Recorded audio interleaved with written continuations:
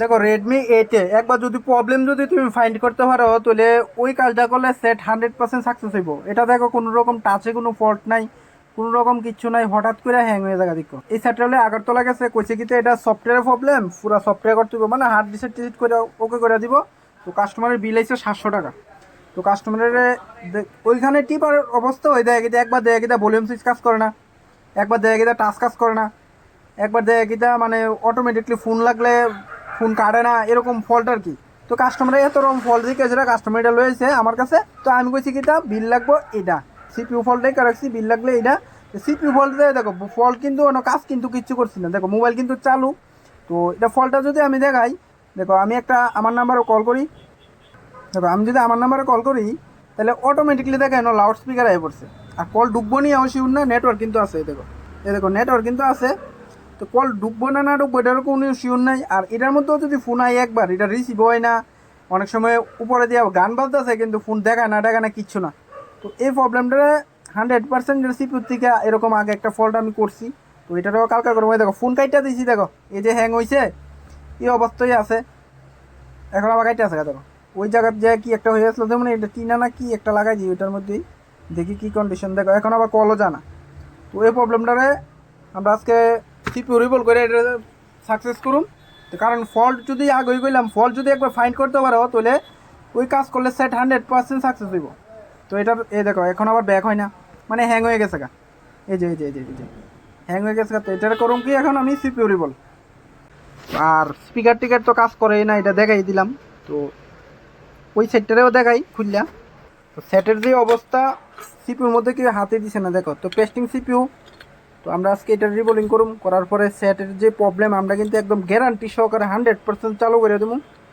মানে কালো কালো পেস্ট খুব বেশি পরিমাণে আছে। তো আমরা এটারে আজকে পেস্টগুলো ক্লিন করি, কাটিং করার পরে সিপিইউ রিবল করুম।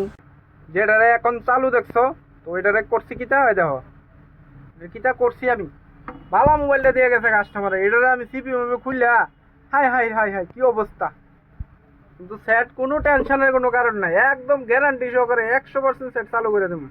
কারণ আমরা কোনো ডেড রিস্ক লই না, কোনো মাদারবোর্ডে কিন্তু আমরা ডেড রিস্ক লই না, একদম 100% গ্যারান্টি সহকারে কাজ করে দেবো।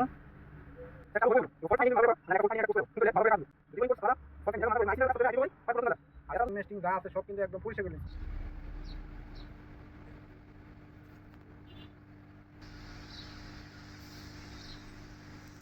কমপ্লিট। এখন শুধু মাদারবোর্ডে লাগাই। ওইগুলো সাইড কিন্তু ওয়ান টাইমে কিন্তু 100% সাকসেস হইবই গ্যারান্টি।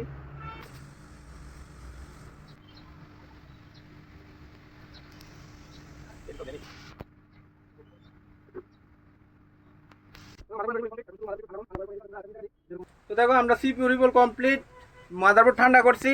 আর এই যে সেটটা ওইটারে কিন্তু আমরা করে আলাইছি। তো এটা ভিডিও করছি না, একটা ভাবলাম দুইটা চাই কি করবো, একটাই দেখাইতেছি। এটা ডেড আসলো, এটারে উঠাই লাইছি। আর এটা মাত্র এই জাস্ট নাও করলাম।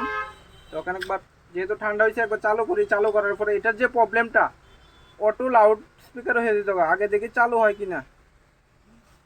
তো আমরা সেট চালু হইতেছে। আর চার্জিং এম্পিয়ার কত নেই এটা একবার দেখি। এখানে 2 নাম্বার লক্ষ্য করো, দেখো 0.6 এর থেকে 1.6 এ গেছে, মানে চার্জিং সব ওকে। তো সেট একবার চালু হোক কমপ্লিটলি, তারপরে আমরা সিমটা লাগাই চেক করুম। তো অবস্থা আমরা বাকি নেটওয়ার্কের যে শিলটা আর বাইরের ডাকনাটা ওইটাই লাগাই লাই। দেখো আমরা সিম লাগাই দিছি, এখানে টাওয়ার আইছে। তো সেট আমরা টাওয়ার টাওয়ার সব কিছু আইছে। তো আমরা আগে কি হইতো, কল দিলে অটোমেটিকলি লাউড স্পিকার হইতো। তো এবার আমরা কল দিয়ে দেখি। দেখো আমরা লাউড স্পিকারের যে অপশানটা ওইটা কিন্তু গেছে গা। ওভার হিটিং একটা অপশান কি একটা মেসেজ দিছে, ওইটা কি এর লাগে এটা দেখুন। এই দেখো কল কিন্তু ঢুকে গেছে গা। হ্যালো হ্যালো হ্যালো, কলিং টলিং সব কিছু আমরা ওকে।